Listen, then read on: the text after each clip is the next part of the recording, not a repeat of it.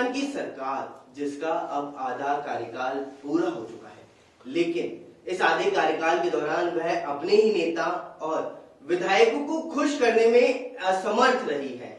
जी हां, हम बात कर रहे हैं सचिन पायलट खेमे की, जिसके अंतर्गत सचिन पायलट सहित उनके विधायकों की नाराजगी अभी तक जाहिर है।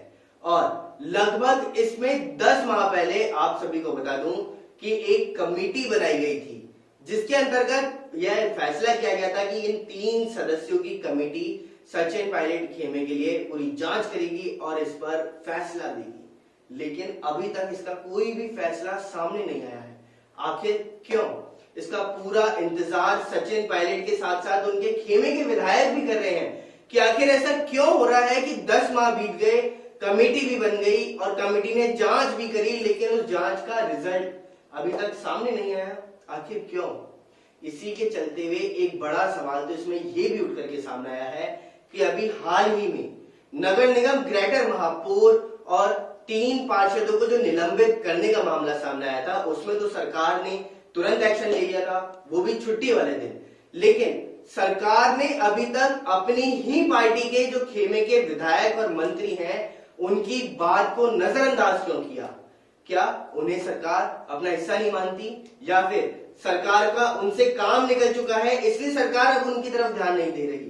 यह एक बड़ा मुद्दा बना हुआ है और इसी को ध्यान में रखते हुए आज सचिन पायलट शायद मुख्यमंत्री अशोक गहलोत से जो विवाद चल रहा है उसको लेकर के सोनिया गांधी और राहुल गांधी इन दोनों से मुलाकात भी कर सकते हैं, ऐसा सूत्रों के हवाले से खबर सामने आ रही है। और क्या क्या खबर सामने आ रही है सूत्रों के हवाले से, आइए एक नजर डालते हैं इस खास रिपोर्ट की ओर।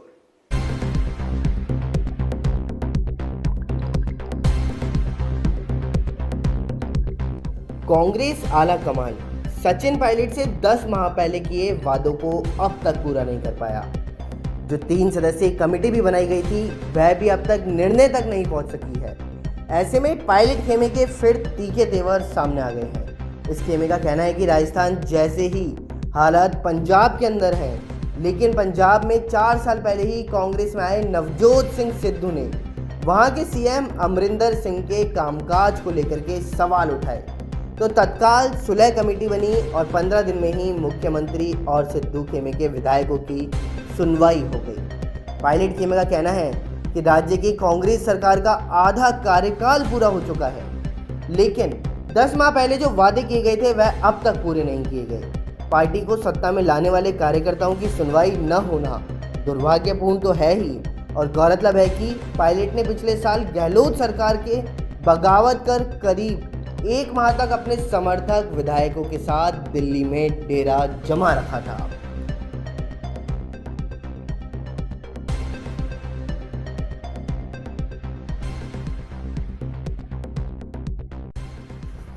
सचिन पायलट को लेकर के एक और बड़ी खबर सामने आई है। 11 जून को सचिन पायलट दौसा के अंदर नहीं जाएंगे, तो वहीं उस दिन पूर्व केंद्रीय मंत्री किसान नेता राजेश पायलट की पुण्यतिथि है। साथ ही साथ 11 जून को है किसान मसीहा स्वर्गीय राजेश पायलट की पुण्यतिथि। हर वर्ष दौसा के भडाना में होता है सर्वधर्म प्रार्थना का आयोजन, तो वहीं कोरोना महामारी के चलते हुए इस बार इस कार्यक्रम का आयोजन नहीं किया जाएगा। विधायक जीआर खटाना ने इसकी जानकारी दी।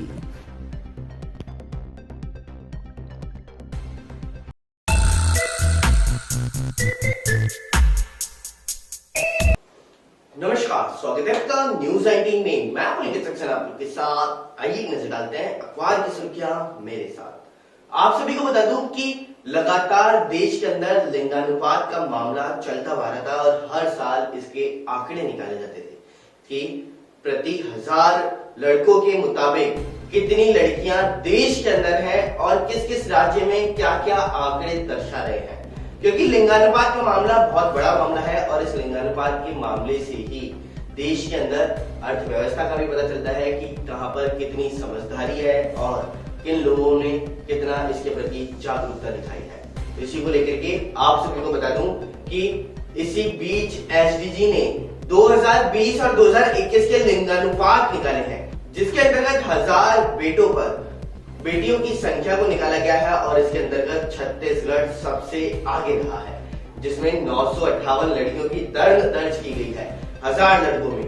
वहीं हिमाचल प्रदेश की बात करें तो हिमाचल प्रदेश के अंदर यह 930 रहा, तो वहीं जम्मू कश्मीर में 927, मध्य प्रदेश के अंदर 925 रहा, तो वहीं राजस्थान के अंदर 871 रहा है।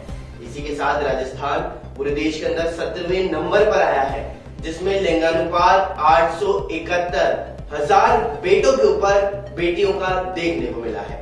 साथ ही साथ आप सभी को एक बात और बता दूं कि केंद्र सरकार ने अब राज्यों को चेतावनी दे दी है, क्योंकि पहला ऐसा देखने में मिल रहा था कि जब वो वैक्सीनेशन आती थी राज्यों के पास में तो कई बार वैक्सीन बर्बाद हो जाती थी या वह खराब हो जाती थी, या कुछ वैक्सीन तो चोरी होने के भी मामले सामने आए थे।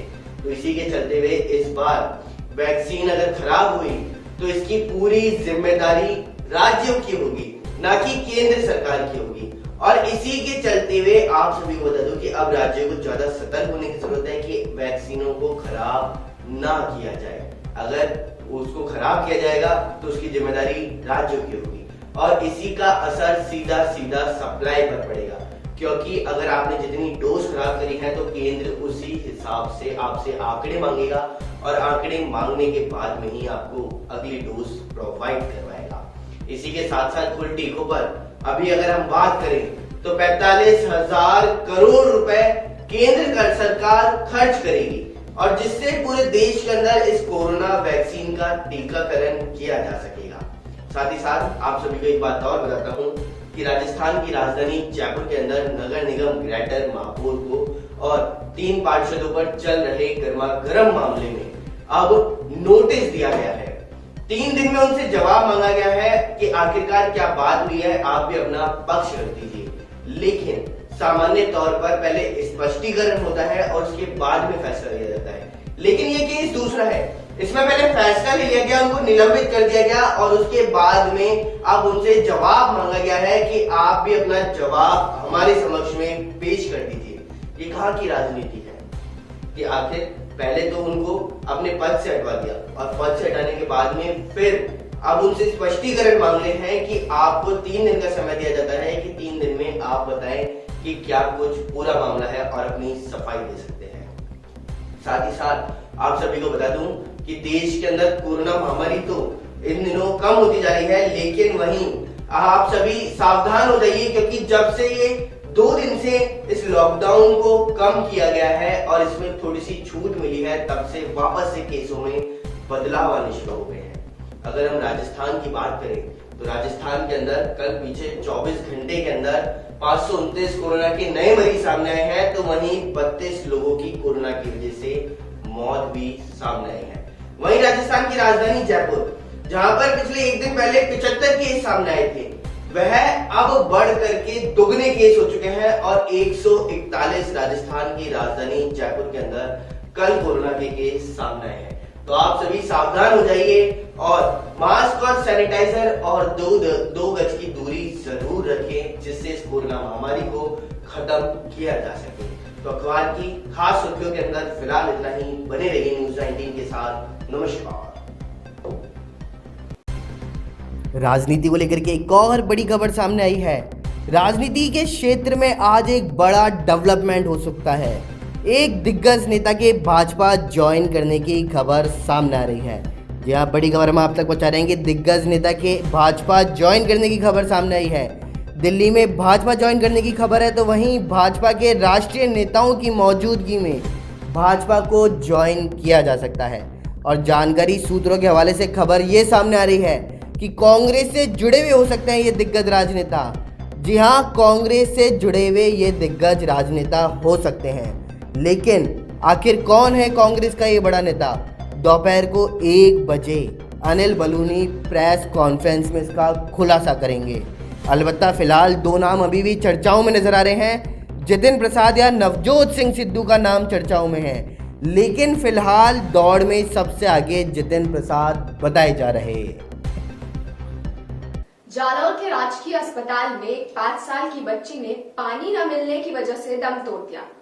जी हाँ, इस भीषण गर्मी में 20 किलोमीटर चलने के बाद जब उसे पानी नहीं मिला तो राजकीय अस्पताल में उस मासूम ने दम तोड़ दिया। वहीं उसकी नानी ने भी पानी न मिलने की वजह से अस्पताल में भर्ती हो गई। वसुंधरा का ये चेहरा डरावना जरूर है, लेकिन सच है। आइए देखिए हमारी एक खास रिपोर्ट। जालौर के राजकीय अस्पताल में 5 साल की अंजलि की मौत हो गई। अंजलि की मौत का वजह बना पानी। लंबे समय तक पानी नहीं मिलने से मासूम के शरीर में पानी की कमी हो गई। अंजलि की नानी सुखी देवी पानी न मिलने से बेहोश हो गई। सुखी देवी का अस्पताल में इलाज चल रहा है। अब इस मामले में राजनीति भी शुरू हो गई है।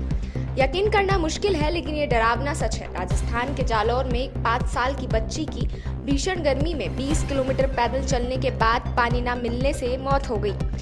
बच्ची की नानी भी प्यास से बेहोश हो गई है। उसका जालौर के अस्पताल में इलाज जारी है। डॉक्टर का कहना है कि थोड़ी देर करते तो सुखी देवी की भी मौत हो जाती। अंजलि का पोस्टमार्टम करने वाले डॉक्टर ने दावा किया कि मौत की वजह लंबे समय से पानी नहीं मिलना है। डिहाइड्रेशन हुआ जिससे मौत हो गई। सरकार घिर गई है। बीजेपी ने इस मुद्दे पर जमकर हमला बोला है। केंद्रीय मंत्री प्रकाश जावड़ेकर ने कहा कि इसके लिए राजस्थान सरकार जिम्मेदार है। जावड़ेकर ने ट्वीट में लिखा कि 9 घंटे तक पीने का पानी न मिलने के कारण हुई एक बच्ची की मौत बेहद शर्मसार है। इसके लिए राजस्थान सरकार जिम्मेदार है। सोनिया, राहुल, प्रियंका अब चुप क्यों हैं? बीजेपी प्रवक्ता राजवर्धन राठौर ने अपने एक ट्वीट में कहा कि लगातार 9 घंटे तक पानी नहीं मिला। 6 साल की बच्ची राजस्थान सरकार की लापरवाही की भेंट चढ़ गई। एक और केंद्र सरकार हर घर हर जल के अंतर्गत हजारों करोड़ रुपए स्वीकृत कर रही है। वहीं राजस्थान कांग्रेस सरकार पेयजल योजनाओं के क्रियान्वयन में फिसड्डी साबित हुई। गौरतलब है कि सुखी देवी अपने पीहर पाली के रायपुर से जालौर के रानीवाड़ा के लिए दोहिती अंजलि को लेकर निकली, लेकिन राजस्थान कोरोना कर्फ्यू के चलते वाहन बंद है। ऐसे में रेत के धोरों से रास्ते से पैदल ही निकल पड़ी। 5 साल की मासूम अंजलि रेत के धोरों के शॉर्टकट रास्ते से नानी दोहती को लेकर करीब 20 किलोमीटर से अधिक पैदल चली, लेकिन रास्ते में पानी नहीं मिला। भीषण गर्मी थी, ऊपर से तपते रेत के धीरे। रोड़ा गांव में नानी और दोती दोनों बेहोश होकर गिर गई। स्थानीय लोगों की सूचना के बाद पुलिस पहुंची और दोनों को अस्पताल ले जाया गया, लेकिन अंजलि की मौत हो गई। आयोग ने इसको गंभीरता से लेते हुए, इसका प्रसंज्ञान लेते हुए तुरंत प्रभाव से वहां के जिला कलेक्टर को पत्र के माध्यम से और टेलीफोनिक निर्देश दिया है कि जो भी मामला है उसकी तथ्यात्मक रिपोर्ट सामने आए और नानी के उपचार में कोई कमी ना रहे। खंड से मात्र 10 किलोमीटर दूर एक छोटी बच्ची अंजलि का प्यास से तड़प कर मर जाना सरकार की जल प्रबंधन पर एक सवालिया निशान खड़ा कर रहे हैं। इस युग में, इस आधुनिक युग में पेयजल के बिना प्राण चले जाना, मैं समझता हूं कि इससे बुरी बात कोई हो नहीं सकती। सरकार बड़े बड़े दावे करती है, ढाणियों में जल प्रबंधन की बात करती है, हर घर में जल प्रबंधन की बात करती है। आज की इस खास रिपोर्ट में बस इतना ही। देश और दुनिया की तमाम खबरों के लिए देखते रहिए न्यूज़ 19। राजधानी जयपुर से बड़ी खबर सामने आ रही है, जिसमें जून में प्रदेश के 50 लाख युवाओं के वैक्सीनेशन की तैयारी की गई है। वहीं प्रदेश में कुल 3,13,68,802 युवा आबादी में चिन्हित हैं। तो वहीं 18.61 लाख युवाओं को लग चुकी है पहली डोज। आज 18 से 44 आयु वर्ग के लिए मिलेगी 12.70 लाख डोज और 44 वर्ष से अधिक आयु वर्ग के लिए रखी डोज भी अब युवाओं को मिलेगी। चलिए अब रुक करते हैं फुलेरा की ओर, जहां पर एसपी ऑफिस के अधिकारियों की मौजूदगी में फ्लैग मार्च निकाला गया। कोरोना महामारी के घटते संक्रमण के चलते सरकार द्वारा 8 जून से लागू किए गए अनलॉकडाउन के तहत नई गाइडलाइन की पालना को लेकर पुलिस ने जनता को संदेश दिया है। कस्बे में अनलॉक के दूसरे दिन ग्रामीण पुलिस अधीक्षक कार्यालय से भी ICI सुनीता व उप निरीक्षक मोहन लाल शर्मा के संयुक्त निर्देशन में थाना प्रभारी रंजीत सिंह मैं पुलिस बल के साथ कस्बे के मुख्य मार्गों गढ़गौरी बाजार, ज्योतिबा फुले सर्किल, सब्जी मंडी सहित क्षेत्र का दौरा कर फ्लैग मार्च के माध्यम से जन जागरूकता का संदेश दिया। कोविड-19 के कम होते संक्रमण के चलते नई गाइडलाइन के अंतर्गत आमजन को कोरोना रहने की हिदायत देते हुए और कोरोना के प्रति जागरूकता और सतर्कता बरतने के लिए घरों में रहने की हिदायत देते हुए उन्होंने प्रचार वाहन से प्रसारण करने हुए लोगों को आग्रह किया कि इस महामारी काल में घरों से अनावश्यक बाहर ना निकलें, मास्क का उपयोग करें और दोपहर 4 बजे तक अनुमत एवं आवश्यक कारणवश घरों से बाहर निकलें। बेवजह बाहर निकलने पर पुलिस द्वारा सख्ती भी बरती जाएगी। उन्होंने लोगों को आगाह किया कि वर्तमान समय बहुत ही सावधानी से रहने का समय है और ऐसे में आम जन का कर्तव्य है कि घरों में ही रहें तथा अति आवश्यक व अनुमति गतिविधियों के लिए घर से बाहर निकलते समय फेस मास्क पहनें, साथ ही सामाजिक दूरी बनाए रखें और सरकार द्वारा जारी गाइडलाइन के निर्देशानुसार पालना करें। नमस्कार, आप देख रहे हैं न्यूज 19 और मैं हूं आपके साथ स्वाति मिश्रा। राजस्थान में गर्मी एक बार फिर अपने तीखे तेवर दिखा रही है। जहां लोगों को बीच में हुई झमाझम बारिश की वजह से गर्मी से राहत मिलने की उम्मीद थी, लेकिन अब ऐसा लग रहा है उन उम्मीदों पर पानी फिरता नजर आ रहा है, क्योंकि गर्मी प्रचंड अवतार लेती जा रही है। क्योंकि कई शहरों में आज तापमान 40 से अधिक रिकॉर्ड किया गया, वहीं कुछ शहरों में रेड अलर्ट लू का जारी कर दिया गया है। आइए देखिए हमारी ये खास रिपोर्ट।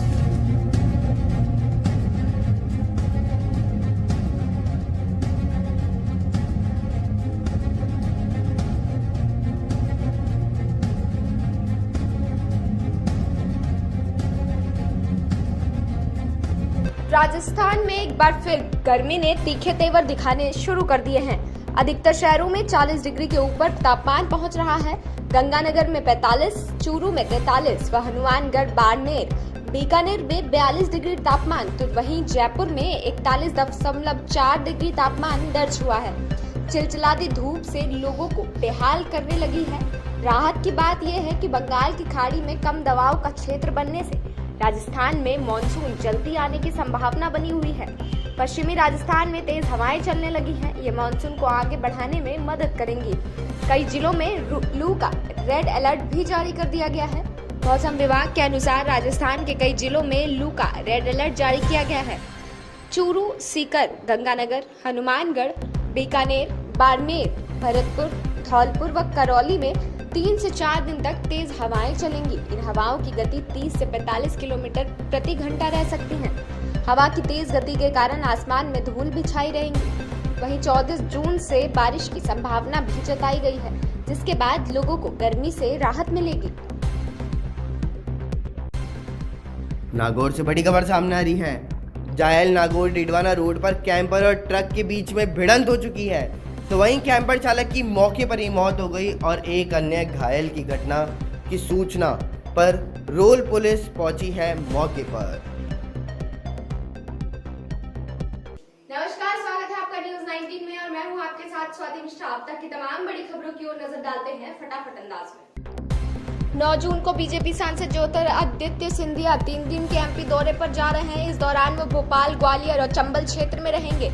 सिंधिया के दौरे से पहले एमपी के सियासी हलचल बढ़ गई है। उनके करीबी और प्रदेश में जल संसाधन मंत्री तुलसी सिलावट ने कहा कि बीजेपी में ज्योतिरादित्य सिंधिया को उचित सम्मान मिलना चाहिए। सिंधिया बुधवार की दोपहर विभिन्न जिलों में चल रहे कोविड राहत कार्य की समीक्षा करेंगे। वहीं उनके वफादारों को उम्मीद है कि ज्योतिरादित्य सिंधिया को जल्द ही केंद्रीय कैबिनेट में जगह मिलेगी। उच्च शिक्षा की परीक्षाओं को लेकर फैसला जल्द। फैसले से पहले प्रदेश के परीक्षार्थियों ने उठाई मांग, परीक्षाओं को रद्द करते हुए प्रमोट करने की मांग। कहा दूसरी लहर में युवाओं को सबसे ज्यादा जद में 20 लाख परीक्षार्थियों के स्वास्थ्य का रखा जाए ध्यान। सरमथुरा कस्बे के अस्पताल रोड पर सुबह से ही जाम की हालत। कोरोना गाइडलाइन को लेकर नहीं हो रहे लोग गंभीर। बेवजह घूमने वालों की वजह से आमजन में हो रही खासी परेशानी। उपखंड प्रशासन के जिम्मेदार अधिकारी मौन बने हुए हैं। लॉकडाउन में राहत से व्यापार मंडल खुश। अब सुरक्षा के साथ व्यापार पर भी दे रहे हैं जोर। आज जयपुर व्यापार महासंघ ने जागरूकता रथ रवाना किए। वहीं कारोबारियों और उपभोक्ताओं को वितरित किए गए मास्क। छोटी चौपड़ से शुरू हुआ जागरूकता अभियान। महासंघ अध्यक्ष सुभाष गोयल ने इस बात की जानकारी दी। सुल्तानपुर कृषि उपज मंडी में किसानों के साथ हुई धोखाधड़ी। उपज खरीदने के बाद बिना भुगतान किए फॉर्म फरार। सुल्तानपुर की श्याम एंटरप्राइजेज ने खरीदी थी उपज। फॉर्म पर 1.5 करोड़ रुपए का भुगतान बताया जा रहा है। एसडीएम ने उपज का पैसा दिलाने की मांग की है। बांसवाड़ा पाटन थाने में रिश्वत लेने का मामला। पिछले 2 दिन से फरार चल रहे थानाधिकारी। एसीबी की टीम ने थानाधिकारी के घर की तलाशी ली। वहीं थानेदार सुभाष परमार का अभी तक कोई सुराग नहीं लग पाया है। मंगलवार को एसीबी ने थाने में कार्रवाई की थी। कोरोना संक्रमण दर कम होते ही कलेक्टर का ध्यान अब स्मार्ट सिटी योजना पर। कलेक्टर प्रकाश राजपुरोहित ने अधिकारियों के साथ लिया स्मार्ट सिटी योजना विकास कार्यों का जायजा। काम में गति लाने और तय समय पर सीमा में कार्य पूरा करने के दिए निर्देश। अनलॉक में लोगों की लापरवाही कहीं भारी न पड़ जाए। शहर के बाजारों में दिखाई दे रही भारी भीड़, सोशल डिस्टेंसिंग का नहीं हो रही पालना। लोग भीड़भाड़ वाले बाजारों में घूम रहे हैं और बाजार खुलते ही लोगों की भीड़ उमड़ पड़ी है। मास्क और सोशल डिस्टेंसिंग भी भूल चुके हैं। कोरोना गाइडलाइन की खुलेआम धज्जियां उड़ाई जा रही हैं। टीकाकरण में रिकॉर्ड जिले में एक दिन में 10,000 लोगों को लगाई गई पहली और 185 को दूसरी डोज। टीका लगवाने में युवाओं की संख्या 8,000 के करीब। वहीं वैक्सीनेशन की शुरुआत 16 जनवरी के बाद ये पहला मौका है जब एक ही दिन में 10,000 लोगों को टीका लगाया गया। युवा पत्रकार एवं न्यूज एंकर अनीता सिंह का निधन। सीएम अशोक गहलोत ने जताई संवेदना। जयपुर में एक हॉस्पिटल में कोरोना का उपचार चल रहा था, उपचार के दौरान तोड़ा दम। आज के इस बुलेटिन में बस इतना ही। देश और दुनिया की तमाम खबरों के लिए देखते रहिए न्यूज़ 19। केंद्र सरकार का किसानों को बड़ा तोहफा मिला है। जी हाँ, बड़ी खबर हम आप तक पहुंचा रहे हैं कि केंद्र सरकार ने किसानों को तोहफा दिया है। केंद्र ने धान खरीद पर बढ़ाई है एमएसपी, तो वहीं खरीद की फसलों पर 50% तक बढ़ाया एमएसपी। धान, बाजरा, अरहर की एमएसपी बढ़ाई तो चावल पर एमएसपी 1867 से बढ़ा करके 1940 रुपये की गई। नमस्कार, स्वागत है आपका हमारा हरियाणा बुलेटिन में। आइए अब तक की तमाम बड़ी खबरों की ओर नजर डालते हैं। हरियाणा बीजेपी के वरिष्ठ नेता डॉक्टर कमल वर्मा ने मंगलवार देर शाम को इलाज के दौरान अस्पताल में आखिरी सांस ली। कोरोना और ब्लैक फंगस की चपेट में आने से पहले उन्हें यमुनानगर में निजी अस्पताल में भर्ती करवाया गया था। मंगलवार को हार्ट अटैक आने से डॉक्टर कमला वर्मा का निधन हो गया। आज 11:30 बजे डॉक्टर कमला वर्मा का अंतिम संस्कार यमुनानगर में किया जाएगा। इस दौरान बीजेपी के कई बड़े नेता शामिल हो सकते हैं। हरियाणा कैबिनेट में 3 बार मंत्री रही डॉक्टर कमला वर्मा ने मंगलवार देर शाम बीमारी के चलते यमुनानगर में निजी अस्पताल में आखिरी सांस ली। आज भारतीय किसान यूनियन के नेता राकेश टिकैत पश्चिम बंगाल की मुख्यमंत्री ममता बनर्जी से मुलाकात करेंगे। जानकारी के मुताबिक किसान आंदोलन से जुड़े मुद्दों को लेकर टिकैत कोलकाता में ममता बनर्जी से मिलने वाले हैं। राकेश टिकैत ने कहा कि मैं आज दोपहर करीब 3 बजे उनसे मिलूंगा। हर कृषि, स्वास्थ्य, शिक्षा और स्थानीय किसानों के बारे में बात करेंगे। टिकैत ने बंगाल चुनाव में ममता बनर्जी के लिए चुनाव प्रचार भी किया था। बता दें कि भारतीय किसान यूनियन केंद्र के 3 कृषि कानूनों के खिलाफ पिछले साल 26 नवंबर से ही दिल्ली की सीमाओं पर आंदोलनरत है। किसान संघ के नेता राकेश टिकैत ने 29 अप्रैल को कहा था कि जब भी सरकार चाहे किसान संगठन केंद्र के साथ तीनों विवादास्पद कृषि कानूनों पर चर्चा के लिए तैयार है, लेकिन उन्होंने इस बात पर जोर दिया कि चर्चा कानून को निरस्त करने के बारे में होनी चाहिए। यौन शोषण के मामले में रोहतक की सुनारिया जेल में बंद डेरा सच्चा सौदा गुरमीत राम रहीम ने सोमवार को एक बार फिर जेल से बाहर निकलने के लिए पैरोल मांगा। इससे पहले भी राम रहीम ये कोशिश कर चुका है, लेकिन सुरक्षा का हवाला देकर उसे पैरोल देने से इनकार कर दिया था। मां की बीमारी का हवाला देकर पैरोल मांग रहे राम रहीम की याचिका पर आज फैसला हो सकता है। मंगलवार को गुरुग्राम से बाप बेटी के पवित्र रिश्ते को शर्मसार करने वाली खबर सामने आई है। आरोप है कि एक कलयुगी पिता ने अपने 22 साल की बेटी को हवस का शिकार बना लिया। फिलहाल पुलिस इस मामले की जांच कर रही है। बता दें कि मंगलवार को गुरुग्राम की महिला थाना में एक शिकायत दर्ज की गई है, जिसमें एक 22 वर्षीय युवती ने अपने ही पिता पर दुष्कर्म का आरोप लगाया है। पुलिस ने युवती की शिकायत का आधार धारा 376, 452, 323 और 506 के तहत मामला दर्ज करवाया है। नीलोखेड़ी में रहने वाले एक 33 वर्षीय शख्स द्वारा आत्महत्या करने का मामला सामने आया है। मृतक की पहचान भारत भूषण के रूप में हुई है और बताया जा रहा है कि वो मानसिक रूप से परेशान था, जिसके चलते उसने ये कदम उठाया। वहीं मृतक के परिजनों ने पुलिस में 4 लोगों के खिलाफ मामला भी दर्ज करवाया है। मृतक के पिता द्वारा दी गई शिकायत में कहा गया कि भारत भूषण का अंतरजातीय विवाह हुआ था, लेकिन लड़की के घर वाले इस बात से खुश नहीं थे और वो काफी दिनों से उनके बेटे को परेशान कर रहे थे, जिसकी वजह से परेशान होकर उसने जहर खाकर आत्महत्या कर ली। बता दें कि भारत भूषण अपनी पत्नी और बच्ची के साथ दिल्ली में रहता था और कुछ दिन पहले अपने पिता को फोन करके अपने साले और अन्य लोगों द्वारा मानसिक रूप से परेशान करने की बात बताई थी। जितिन प्रसाद को लेकर के एक और बड़ी खबर सामने आई है कि भाजपा के अंदर शामिल हो चुके हैं जितिन प्रसाद। उन्होंने कहा कि मेरा राजनीतिक जीवन का नया अध्याय है। मेरा कांग्रेस के साथ 3 पीढ़ियों से रहा है। मैंने काफ़ी सोच विचार कर कांग्रेस से भाजपा ज्वाइन की है।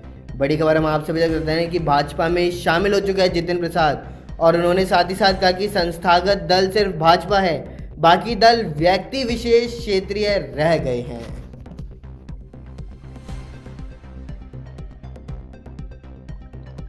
नमस्कार, स्वागत है आपका न्यूज 19 में और मैं हूं आपके साथ स्वाति मिश्रा।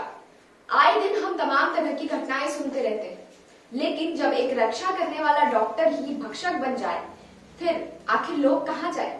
जी हाँ, हम अब बात कर रहे हैं प्रयागराज के एक हॉस्पिटल की, जहां एक मासूम के साथ इलाज के बहाने डॉक्टरों और स्वास्थ्य कर्मियों ने उसका बलात्कार किया, जिसके बाद उस मासूम ने अपने भाई को लिख करके बताया कि डॉक्टरों ने उसके साथ गंदा काम किया। इसके बाद उस पीड़िता ने दम तोड़ दिया। आइए देखिए हमारी ये खास रिपोर्ट। प्रयागराज के एसआरएन अस्पताल में ऑपरेशन के लिए भर्ती मिर्जापुर की एक युवती ने डॉक्टरों और स्वास्थ्य कर्मियों पर गैंगरेप का आरोप लगाया था। अस्पताल में भर्ती पीड़िता ने मंगलवार को दम तोड़ दिया। पीड़िता ने ऑपरेशन के बाद डॉक्टरों पर दुष्कर्म का आरोप लगाया। आपको बता दें कि मिर्जापुर की रहने वाली एक युवती लीवर का ऑपरेशन कराने एसआरएन आई थी, जहां ऑपरेशन के बाद मरीज ने डॉक्टरों पर गलत काम करने का आरोप लगाया। पीड़ित के भाई ने लिखा कि डॉक्टर अच्छे नहीं हैं, मेरे साथ गंदा काम किया, जिसके बाद उसके भाई ने सोशल मीडिया पर दुष्कर्म का आरोप लगाते हुए एफआईआर की मांग की।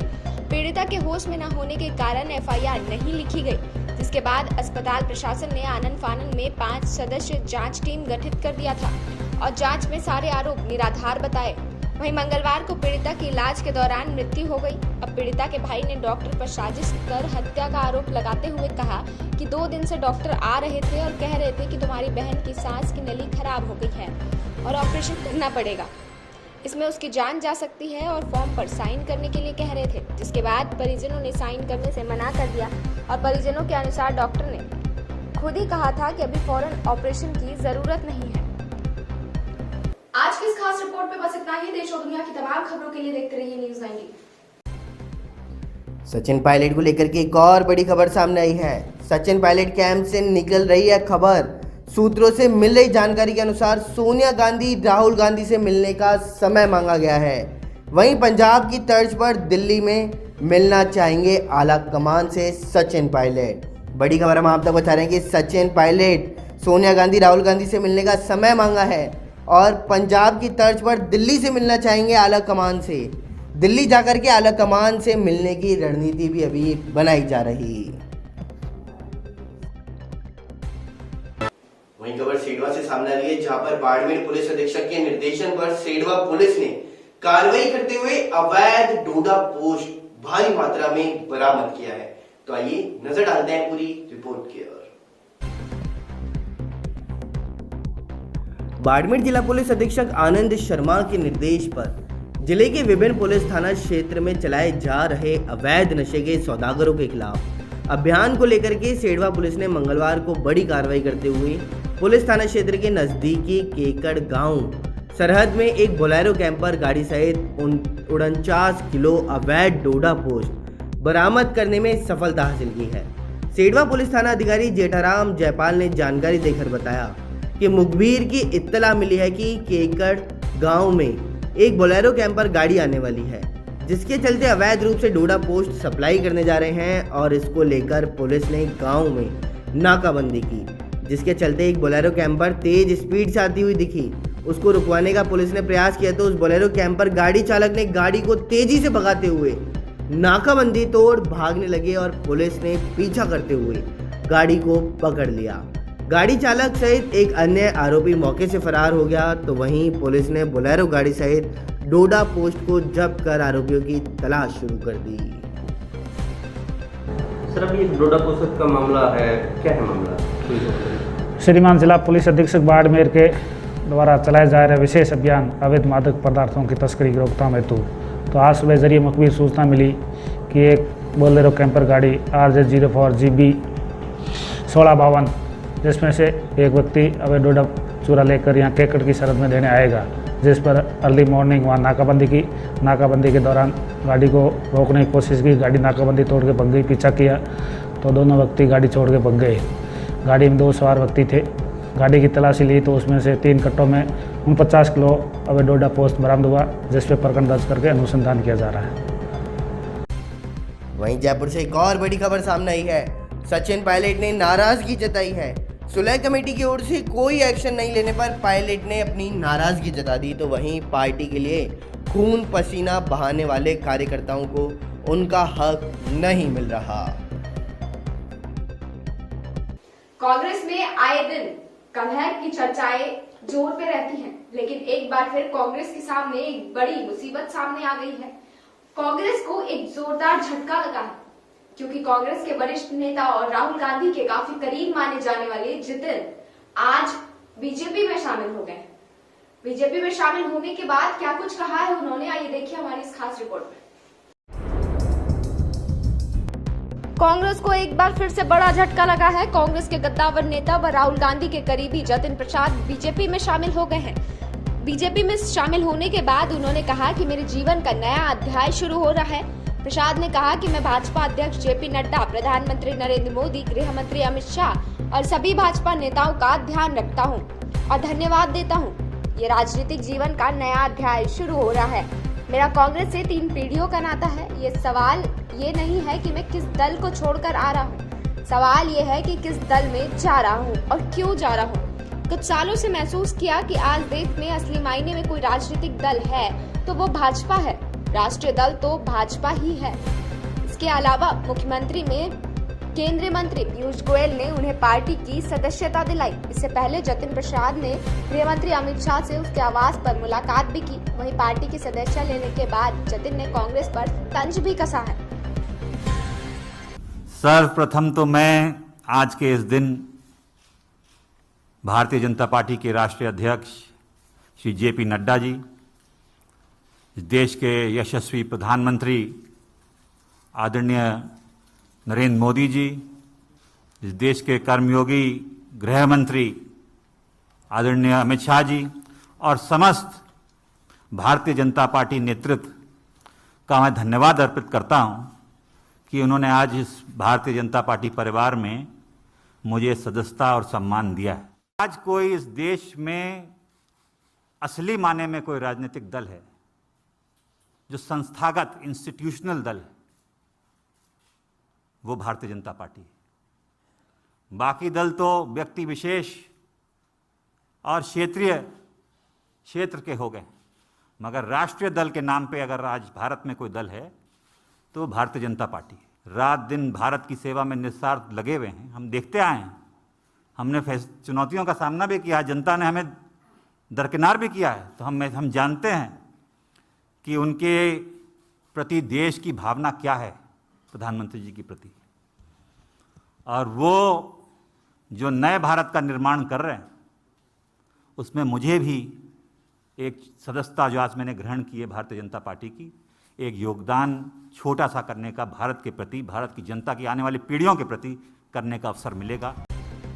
राजधानी जयपुर से एक और बड़ी खबर सामने आई है। मैक्सिमा हार्ट हॉस्पिटल में रेप के प्रकरण में नया खुलासा हुआ है। शास्त्री नगर थानाधिकारी दिलीप सिंह की त्वरित कार्रवाई की गई और वहीं आरोपी डॉक्टर मुरारी को पुलिस ने हिरासत में ले लिया। साथ ही साथ अस्पताल की महिला नर्सिंग कर्मी ने डॉक्टर पर लगाया था डरा धमका करके दुष्कर्म का आरोप। चलिए अब रुक करते हैं दौसा जिले की ओर, जहां पर आप सभी को बता दूं कि राजस्थान सरकार ने कोरोना के चलते हुए इस बार लॉकडाउन में कुछ छूट दी है। बाजारों के खुलने के समय को 4 बजे तक रखा गया है और इसी के चलते हुए जब संवाददाता हमारे बाजारों में पहुंचे और दुकानदारों से बातचीत की तो दुकानदारों ने सरकार की गाइडलाइन का पालन करने की बात कही है। और क्या क्या वो दुकानदारों ने कहा, आइए जानते हैं इस खास रिपोर्ट से। कोरोना गाइडलाइन के अनुसार 8 जून से सरकार ने प्रदेश भर में सुबह 6 बजे से लेकर के शाम के 4 बजे तक बाजार खोलने की अनुमति दी है। इसके तहत वीकेंड कर्फ्यू में ढील भी दी गई। पहले 3 दिन का था, अब 2 दिन का यह वीकेंड कर्फ्यू लागू किया गया है।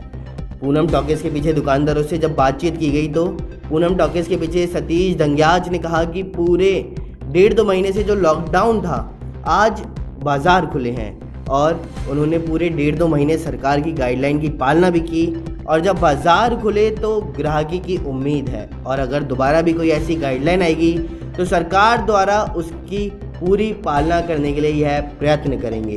और लोगों से भी अपील करेंगे कि वह कोरोना के लिए पूरी तरह सजग रहें, साथ ही मास्क लगाएं और सोशल डिस्टेंसिंग का पालन भी करें। राज्य सरकार के निर्देश के अनुसार आज 8 जून को सुबह 6 बजे से लेकर 4 बजे तक के जो बाज़ार खुले हैं, इस संदर्भ में आप क्या कहना चाहते हैं? राजस्थान सरकार ने जो 2 महीने लगभग 2 महीने तक जो गाइडलाइन थी हमने अपने प्रतिष्ठान बंद रखे हैं। हमने अपने गवर्नमेंट की पूरी गाइडलाइन का तरीके से पालन किया है और बाज़ार खुले हैं। हमें उम्मीद है कि ग्राहकी चलेगी और यदि सरकार गाइडलाइन दोबारा कुछ आती है तो हम पूरी तरह से पालना करेंगे। तो अब तक ये 2 महीनों में आपने बहुत ही दिक्कत भी पाई होगी जो कोरोना टाइम पे चल रहे हैं, उस हिसाब से कुछ लोगों का क्या संदेश देना चाह रहे हो आप? मैं ये कहना चाहता हूँ कि सरकार की जो गाइडलाइन है उसकी पूरी तरह से पालना करें, क्योंकि पहला अपना जो है टारगेट अपना परिवार होना चाहिए। हाँ जी। और मैं सभी लोगों से कहना चाहता हूँ कि अभी कोरोना की लहर गई नहीं है, तो सभी लोग सोशल डिस्टेंसिंग का पालन करें, मुंह पर मास्क लगा रहें और घरों से कम निकलें। प्रदेश में यूनिवर्सिटी के परीक्षाओं का निर्णय लेने के लिए बनाई गई कमेटी जो अपना सुझाव रखेगी कि क्या विद्यार्थियों को ऐसे ही पास कर देना चाहिए या परीक्षा लेनी जरूरी है। ऐसे में वह अपनी रिपोर्ट सरकार को सौंपेगी, जिसके बाद परीक्षाओं का निर्णय होगा। हालांकि आपको बता दें कि प्रदेश में राजस्थान यूनिवर्सिटी समेत अनेक यूनिवर्सिटी के कुलपति बिना परीक्षा के विद्यार्थियों को पास करने के निर्णय से बिल्कुल सहमत नहीं है। अब देखना ये होगा कि कमेटी की रिपोर्ट सौंपने के बाद सरकार क्या फैसला लेती है। आइए देखिए हमारी ये खास रिपोर्ट। प्रदेश में यूनिवर्सिटी और कॉलेजों की परीक्षाओं पर निर्णय लेने को सुझाव देने के लिए बनाई गई कमेटी गुरुवार को अपनी रिपोर्ट सरकार को सौंपेगी। फिलहाल प्रदेश के करीब 20 लाख छात्र असमंजस की स्थिति में है कि आखिर उनका भविष्य क्या होगा। गौरतलब है कि उच्च शिक्षा विभाग ने 4 कुलपति, कॉलेज शिक्षा आयुक्त और ज्वाइंट सेक्रेटरी की कमेटी गठित की थी। इसमें लॉ यूनिवर्सिटी के कुलपति डॉक्टर देव स्वरूप को संयोजक बनाया गया। कमेटी को यूजीसी, एएसआईटी, एनसीटीआई, बीसीसीआई के मापदंडों को ध्यान में रखते हुए 15 दिन में रिपोर्ट देनी थी। कमेटी प्रदेश में परीक्षाएं ऑनलाइन ऑफलाइन आयोजित करने और जिन कक्षाओं में प्रमोट करना संभव हो उसमें प्रमोट करने का फॉर्मूला तय करेगी। इसके अलावा कोर्स में कमी करने, परीक्षा पेपर पर विकल्प देने, परीक्षा का समय कम करने, कॉपियों का मूल्यांकन से लेकर रिजल्ट जारी करने, अलग शैक्षणिक सत्र प्रारंभ करने के संबंध में सुझाव देगी। उम्मीद है कि रिपोर्ट मिलने के बाद सरकार जल्द ही फैसला ले लेगी। आज की इस खास रिपोर्ट में बस इतना ही। देश और दुनिया की तमाम खबरों के लिए देखते रहिए news 19। Hello and good morning to News 19. Let's have a quick look on big news so far. Delhi BJP leader Manish Singh has filed complaint in the Delhi police on Tuesday for portraying Lord Shiva in the bad taste is one of the GIFs. Shiva can be seen with a glass of alcohol on one hand and a mobile in the other. The BJP leader said if the Delhi police do not take any action against Instagram for hurting the sentiments of the Hindus, he will go to the Instagram office and launch a sit-in until the sticker is withdrawn and apology is tendered. The city, considered to be financial capital of the country, has been seeing rains from Tuesday night, but the Indian Meteorological Department termed them as a pre-monsoon showers. With the advancement of the monsoon, the parts of Maharashtra heavy rainfall last Mumbai city and sunburned areas including Thane on Wednesday. The city, considered to be financial capital of the country, has been seeing rain from Tuesday night, but pre-monsoon showers on Tuesday. IMD issues a warning of heavy downpour for the Mumbai and adjoining areas from June 9 to 13. Telangana lockdown has been extended in the view of numbers of COVID-19 cases in the few regions. The extension of the pandemic-induced curbs will come into effect after June 10. Moreover, some relaxation has also been made in the lockdown timing. Telangana government, led by the Chief Minister K. Chandrasekhar Rao, on Tuesday extended the coronavirus disease lockdown in the state by 10 more days till June 19. Swab tests were carried out on the 56 elephants of the 2 camps in Tamil Nadu. 28 elephants underwent the test and 18 male and 10 female elephants, an official release said. Samples have been sent UP's Indian Veterinary Research Institute. It was done as a precautionary measure after the 9 lions tested COVID positive. One lioness succumbed to the virus at the Chennai on June. BJP continues to escalate its attack on the Congress over the vaccination policy. The latest Union Minister Prahlad Joshi said that the Sonia and Rahul Gandhi are yet to be vaccinated and added that they have no confidence in Indian vaccine. He further added that when the government had launched its vaccination drive, many in the Congress has questioned the efficiency of vaccine. He also attacked P. Chidambaram, who apologized by saying that none of the chief ministers had sought decentralization of the vaccination policy. That's all for today. For further updates, stay tuned with News 19. Jalore के राजकीय अस्पताल में 5 साल की बच्ची ने पानी न मिलने की वजह से दम तोड़ दिया। जी हां, इस भीषण गर्मी में 20 किलोमीटर चलने के बाद जब उसे पानी नहीं मिला तो राजकीय अस्पताल में उस मासूम ने दम तोड़ दिया। वहीं उसकी नानी ने भी पानी न मिलने की वजह से अस्पताल में भर्ती हो गई। वसुंधरा का ये चेहरा डरावना जरूर है, लेकिन सच है। आइए देखिए हमारी एक खास रिपोर्ट। जालौर के राजकीय अस्पताल में 5 साल की अंजलि की मौत हो गई। अंजलि की मौत का वजह बना पानी। लंबे समय तक पानी नहीं मिलने से मासूम के शरीर में पानी की कमी हो गई। अंजलि की नानी सुखी देवी पानी न मिलने से बेहोश हो गई। सुखी देवी का अस्पताल में इलाज चल रहा है। अब इस मामले में राजनीति भी शुरू हो गई है। यकीन करना मुश्किल है, लेकिन ये डरावना सच है। राजस्थान के जालौर में एक 5 साल की बच्ची की भीषण गर्मी में 20 किलोमीटर पैदल चलने के बाद पानी न मिलने से मौत हो गई। बच्ची की नानी भी प्यास से बेहोश हो गई है। उसका जालौर के अस्पताल में इलाज जारी है। डॉक्टर का कहना है कि थोड़ी देर करते तो सुखी देवी की भी मौत हो जाती। अंजलि का पोस्टमार्टम करने वाले डॉक्टर ने दावा किया कि मौत की वजह लंबे समय से पानी नहीं मिलना है, डिहाइड्रेशन हुआ जिससे मौत हो गई। सरकार घिर गई है। बीजेपी ने इस मुद्दे पर जमकर हमला बोला है। केंद्रीय मंत्री प्रकाश जावड़ेकर ने कहा कि इसके लिए राजस्थान सरकार जिम्मेदार है।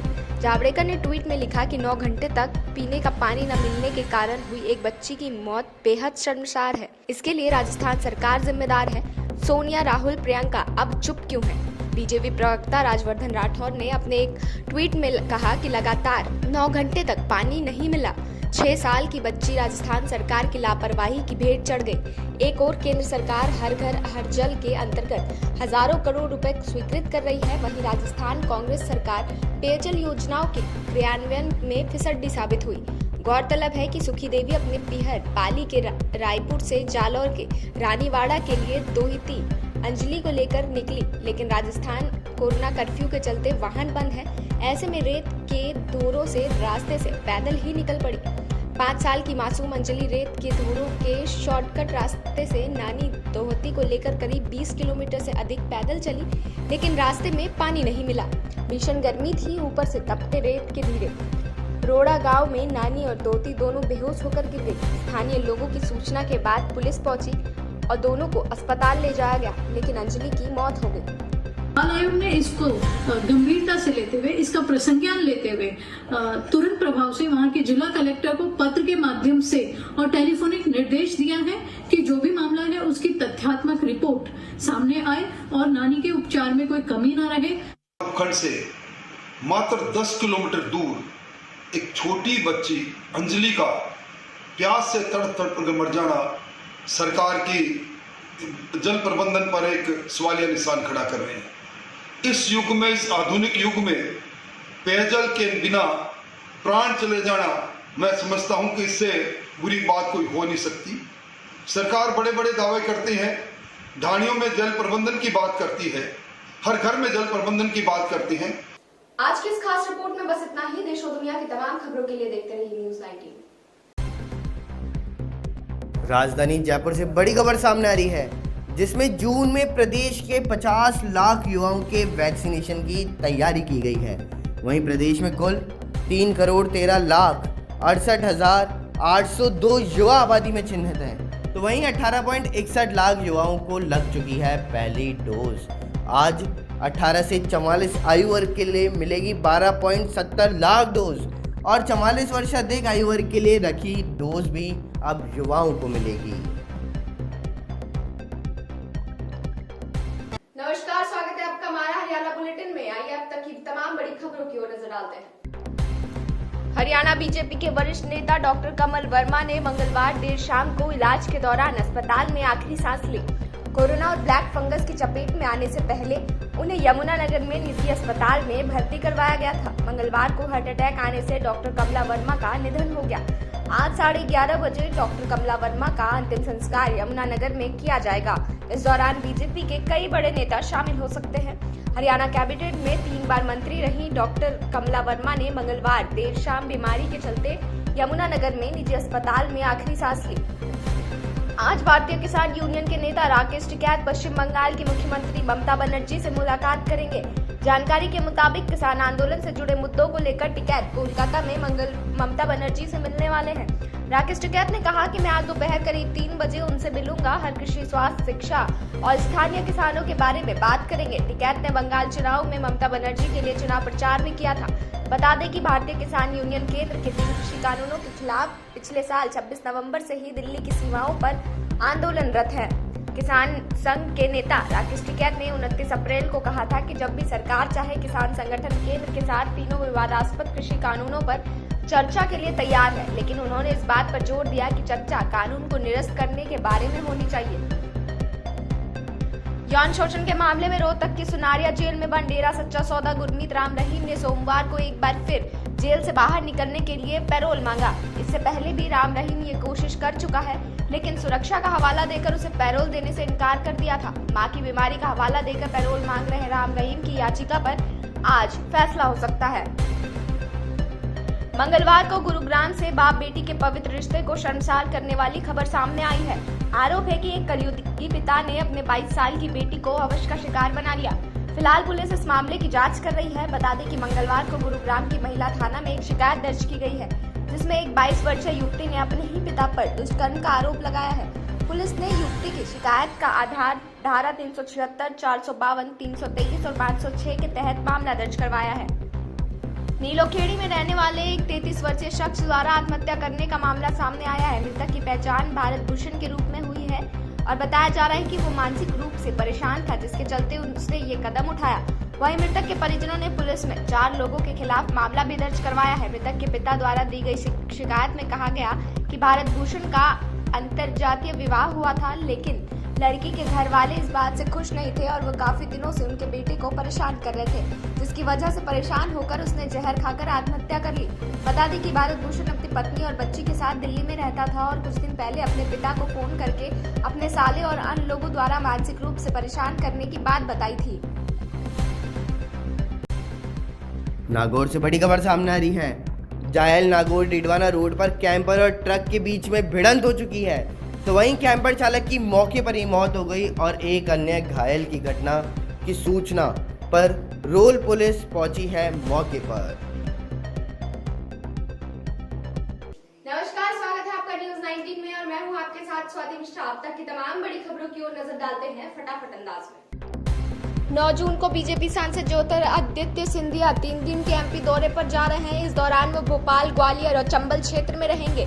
सिंधिया के दौरे से पहले एमपी के सियासी हलचल बढ़ गई है। उनके करीबी और प्रदेश में जल संसाधन मंत्री तुलसी सिलावट ने कहा कि बीजेपी में ज्योतिरादित्य सिंधिया को उचित सम्मान मिलना चाहिए। सिंधिया बुधवार की दोपहर विभिन्न जिलों में चल रहे कोविड राहत कार्य की समीक्षा करेंगे। वहीं उनके वफादारों को उम्मीद है कि ज्योतिरादित्य सिंधिया को जल्द ही केंद्रीय कैबिनेट में जगह मिलेगी।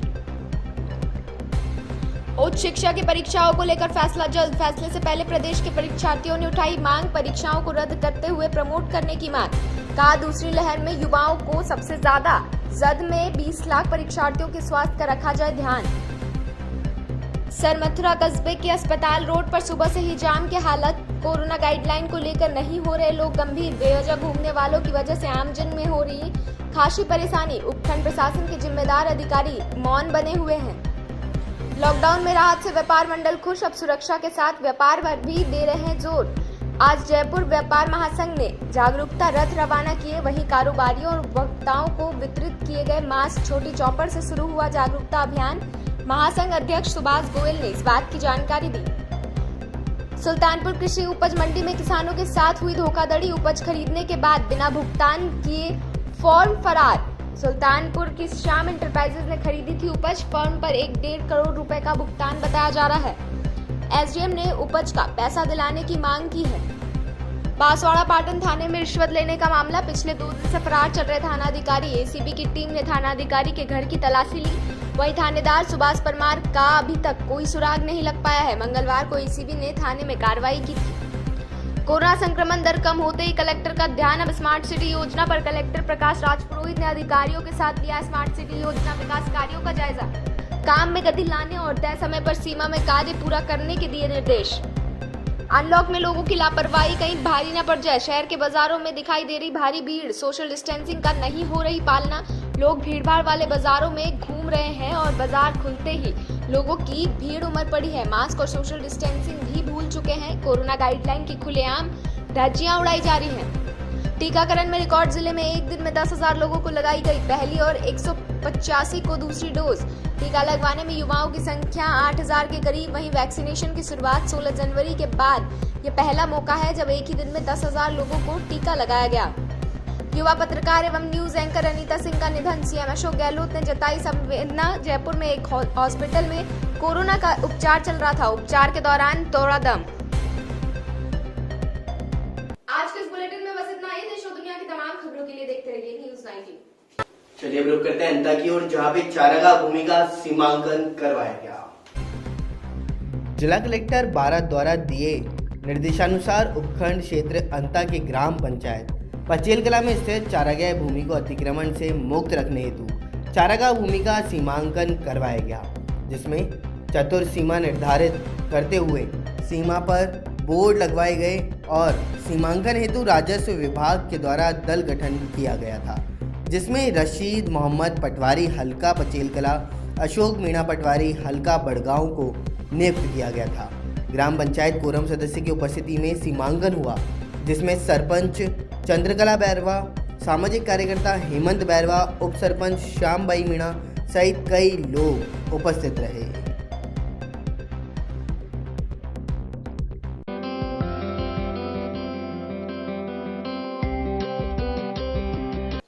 नमस्कार, स्वागत है आपका न्यूज 19 में। मैं आपके सेक्शन आप लोग के साथ। आइए नजर डालते हैं न्यूज 19 के मॉर्निंग अपडेट की ओर।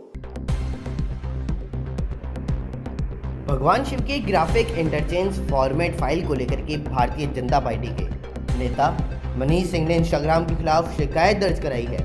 उन्होंने कहा कि इसमें भगवान शिव की गलत छवि दिखाई गई। साथ ही उन्होंने आरोप लगाया कि इसे हिंदुओं की भावनाओं को ठेस पहुंचाने के साथ जानबूझकर तैयार किया गया। मनीष सिंह ने नई दिल्ली के सांसद मार्ग पुलिस स्टेशन में मामला दर्ज कराया।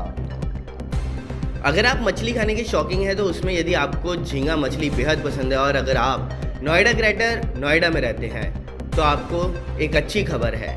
आपको घर बैठे झींगा मछली खाने को मिल सकती है। दरअसल मथुरा के मछली कारोबार बाइक पर मछली लेकर के अपनी कॉलोनी और अपार्टमेंट के बाहर घूम रहे हैं। उनका मोबाइल नंबर लेकर के आप कभी भी उनसे झींगा मछली मंगा सकते हैं और मथुरा ही नहीं, यूपी के दूसरे शहरों में भी कारोबारी बाइक पर बेच रहे हैं। पेट्रोल और डीजल के बढ़ते दामों के खिलाफ कांग्रेस प्रतीकात्मक विरोध करेगी। मिली जानकारी के अनुसार कांग्रेस ईंधन की कीमतों में बढ़ोतरी के खिलाफ 11 जून को देश भर के पेट्रोल पंपों के सामने देशव्यापी सांकेतिक विरोध प्रदर्शन करेगी। कांग्रेस की राजस्थान इकाई ने भी मंगलवार को कहा कि देश में बढ़ती महंगाई के खिलाफ पार्टी कार्यकर्ता 11 जून को राज्य के पेट्रोल पंपों पर प्रदर्शन करेंगे। दक्षिण पश्चिमी मानसून ने आज मुंबई में दस्तक दे दी है। भारत मौसम विज्ञान विभाग के मुताबिक मानसून मुंबई पहुंच चुका है और मुंबई सहित आसपास के इलाकों में बुधवार तड़के से जारी भारी बारिश के कारण कई जगह जल जमाव देखा जा रहा है। सड़कें और रेलवे ट्रैक पानी में डूबे हैं। इसी बीच ज्वार के कारण जल जमाव का संकट बढ़ने की आशंका है। हिमाचल प्रदेश के ऊना जिले के एक किसानों में गेहूं की फसल बेचने को लेकर के हाहाकार मच गया। हालत यह है कि जिले के हरोली उपमंडल स्थित FCI के गोदाम के बाहर किसानों की लंबी कतारें लगी हुई हैं। किसान ट्रैक्टर, ट्रॉली और ट्रकों में अनाज भर करके FCI को बेचने की तैयारी में बाहर डटे हुए हैं, लेकिन ग्रेडिंग प्रणाली के तहत खरीदी जा रही गेहूं के चलते सभी किसानों की गेहूं को खरीद पाना असंभव सा दिखाई दे रहा है। मॉर्निंग अपडेट में फिलहाल इतना ही। देश और दुनिया की तमाम बड़ी खबरें देखते रहिए हमारे साथ। नमस्कार।